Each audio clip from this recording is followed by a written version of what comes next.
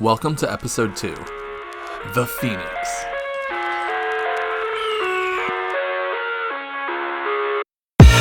I live inside my own world of make-believe. Kids screaming. This is Phoenix. The last account ended right around Wintertodt, so I'm going to skip through all the beginning quests and start at Wintertodt. Now, I know what you're thinking. I'm holding a rune torch, so what did you miss? Well, I lost some footage. So I'm going to overlay my bank while I open some crates and just talk for a minute. Aside from all the general supplies, there's 3 items that I wanted from Wintertodt. The Tome of Fire is a best in slot item when combined with fire spells, but it also gives unlimited fire runes when doing things like alching or casting Ivan's Blast, which is a great early game spell for irons. The next item is Magic Logs. Magic Logs are a requirement for Desert Treasure and are very annoying to get on a new Iron Man if you're not lucky at Wintertodt. You really just need to get 75 woodcutting or whatever. That's not fun. And finally, the rune torch is an inextinguishable light source. This means the flame can't go out, which is actually really useful in many places like the Lumbridge Swamp Cave. It's just nice to have. At this point, I have 104 kill count, and I am 78 fire making, and I already have all of these items. I could leave without any regrets. But there's a 4th drop that everyone wants. The Phoenix. It's one of the first pets you really have a chance to unlock, and on the way to 99 fire making, you end up with about 1,000 loot rolls. But with a 1 in 5,000 drop chance, the odds are not in my favor. But I need to try. I always get people asking how I do Wintertodt, so I just wanted to show you really quick. Done. I wanted to start this account off strong and let everyone know I was committed to long-term progress. And if you want to see how I actually do Wintertodt, I do have a video on it. It'll be in the description below. Quick, this is your chance to look at my bank. Go, go, go, go, go. I have hundreds of supply crates, but I'm going to wait to open them as I need supplies, as the loot from each crate is based upon your levels in various skills. So the higher the better, the longer I wait, the better, you know? I know this is a very common cape these days with how popular Wintertodt is, but I actually really like this emote, and I've never had 99 fire making before. My main, despite being like 1800 total as a pure, only has 75 fire making. Yeah, that's pretty cool. I like it. And it's an inextinguishable light source. I don't know why I keep talking about that. I literally just bought Chaos Rune packs instead of Mine Rune packs. I wasn't recording because I'm just buying runes, and I literally spent, like, that is all my money left. I have 205 coins total. Like, I don't even think I should sell them back because it's like they buy it back for half the price, and like I need them later anyways. I just didn't need them now. I needed that money to get through like early game questing and skilling. I'm a f***ing idiot. This is a bit weird, but as I was killing the general for Trium Stronghold, I realized I wasn't getting HP XP drops. You can see I just got one right here, but the rest of the time I don't think I was getting any. And even on the final hit where you can see him dying, I don't get an HP XP drop. Is it because he's too far away or something? That was weird to me. Like, this is when I was just getting back to the game. I legit thought I wasn't actually hitting him. That was weird. I'm finally changing to a female character for the recruitment drive quest. I feel like I'm saying that weird. I can't really say that. Anyways, I had to shoot my shot.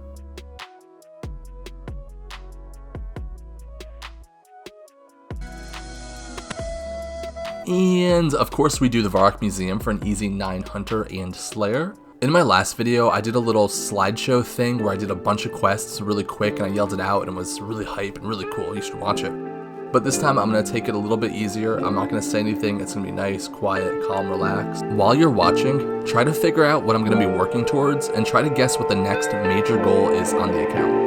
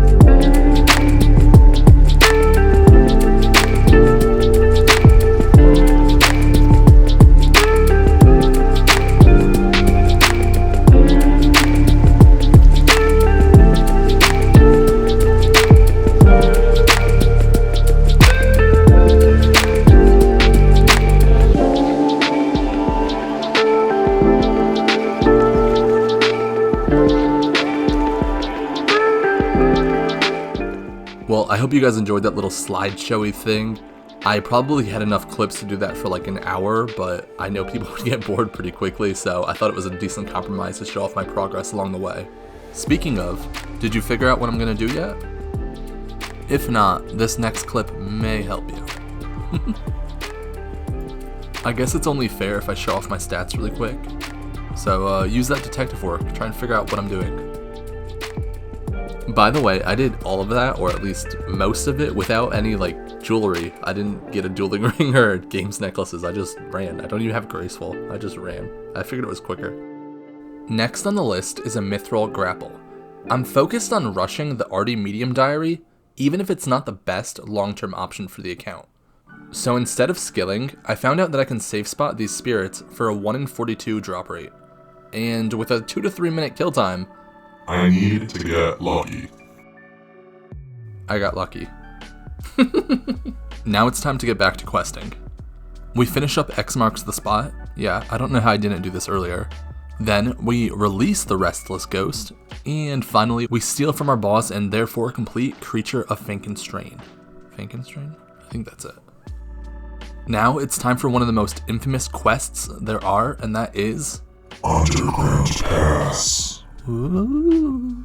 Fun fact, these gauntlets used to be best in slot along with the cooking gauntlets. Okay, boomer. Ever since Prif came out, I'm pretty sure the quest was actually changed fairly significantly. I think you fail the obstacles a lot less, no matter your agility level. Despite that, I always take runes for telekinetic grab, that way you can avoid doing this one extra jump right here by just telegrabbing the loot that this demon drops. That'll save you a small chance of failing. You're also just able to walk up and attack Kalrog even though another spider is hitting you. In the past, I'm pretty sure that you actually had to kill the spider that was attacking you and then be free for a second to start the fight with this spider. So yeah, a lot easier, because those were like the two most annoying things in my opinion. I always find it funny how as a kid, this used to be like one of the most intimidating quests, and now it's just like a quick 45-minute quest that you can breeze through, even on an Iron Man. What were we all doing? That being said, quest is complete, and for the Ardougne medium diary, we either need to equip or upgrade the Iban staff. I'm going to choose to upgrade it because I do not want to get 50 attack just yet. And last but not least, we finally use that mithril grapple we got. If you're wondering why I went so far out of my way to finish the Ardougne medium diaries, it's because it provides a 10% increased pickpocketing chance for any NPC in Ardougne. This means that when I pickpocket Ardougne Knights, one of the best thieving methods in the game for both GP and XP, I'll fail less, resulting in more XP per hour, and I'll be saving some food. I didn't record many thieving clips because honestly, thieving is just really boring. Like, you're not even moving, you're just standing there clicking the same spot over and over. But regardless, I'll explain how I did my thieving in case anyone asks, but otherwise just watch and you'll see the rest of it.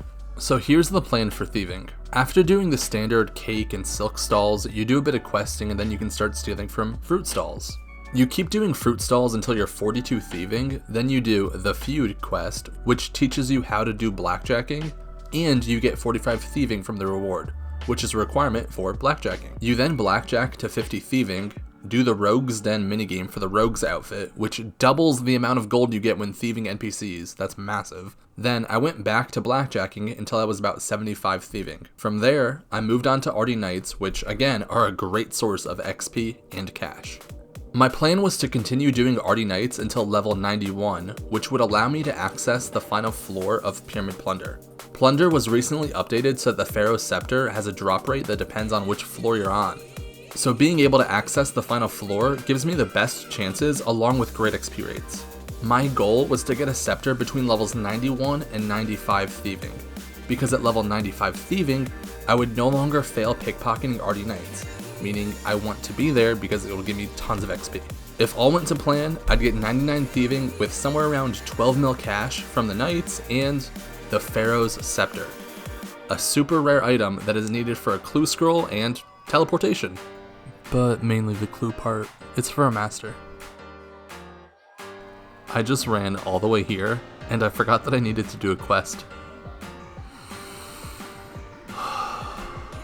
I didn't even do Gertrude's cat, and apparently that's a prereq too. Oops. And little helper completed. So again, I'm here for the Pharaoh's Scepter. It's a requirement for a master clue scroll, but with all of its teleports, it's also a great item to have just to travel around the desert. Jagex also just put out a blog post that says the Pharaoh's Scepter may be used as a teleportation method to get to the upcoming raid. That'd be nice. So let's see what we get. Nothing, nothing, nothing, nothing, nothing, nothing, nothing, nothing, nothing, nothing, nothing, nothing, nothing, nothing, and nothing. We didn't even finish the last 3. This means that somehow I am getting worse at this minigame and I need to change my strategy. So as I was trying to figure out what I was doing wrong, aside from opening the sarcophaguses, of course, that's a given, I got a scepter. I got it on the first floor, that's insane. This is actually so good. I can just teleport right back here whenever I want. I don't have to go and bank somewhere crazy and spend 5 minutes getting back here. This is awesome. That being said, I realized that you actually need 2 scepters, if not 3. You need 1 scepter that can go in the stash unit here for the Master Clue Scroll, but I guess you could just keep that in your bank, but it'd be nice to put in the stash unit, you know? And then you need another to use on the altar so that you can switch between normal and ancient magics in your POH. So, I guess I'm stuck here. Anyways, I kept going for a little while, and eventually, I got lucky. No, I'm just kidding, I got 99! Oh my god, I hate this skill. As a fun fact, outside of rune crafting, fire making and thieving are the lowest skills on my main. I don't know why I don't like them, but I figured I needed to do them and get them out of the way, so I did it. And of course, I need to show off me buying the cape and doing the emote. I think this is one of the best capes for Fashionscape as well. I like the fire making emote, but the cape itself I just think is like, it doesn't really match anything, but this cape I think matches a lot, even my character. I'm purple. And of course, a bank update. I just emptied my Tome of Fire so it shows 20 mil, but that's still a lot, like that's so much money. And I did pickpocket knights for most of my thieving. I didn't do plunder the whole time, I really didn't. It's just boring. Okay, so I'm gonna end it here. I know this episode has had a lot packed into it, but I really just wanted to show that I was like committed to making a real account and I wasn't just gonna keep ending them after they got so progressed. The next episode will probably be a little bit like this one where it's very broad because I did a ton, but after that the episodes will be a lot more focused, hopefully with more like specific goals so you know what I'm gonna do or what I'm looking for. And for anyone wondering, the 2 lamps in my inventory are from the Ardougne Medium and Ardougne Easy diaries. I'm waiting to use them both on Herblore. Oh yeah, I still can't PK. Subscribe and watch my other videos.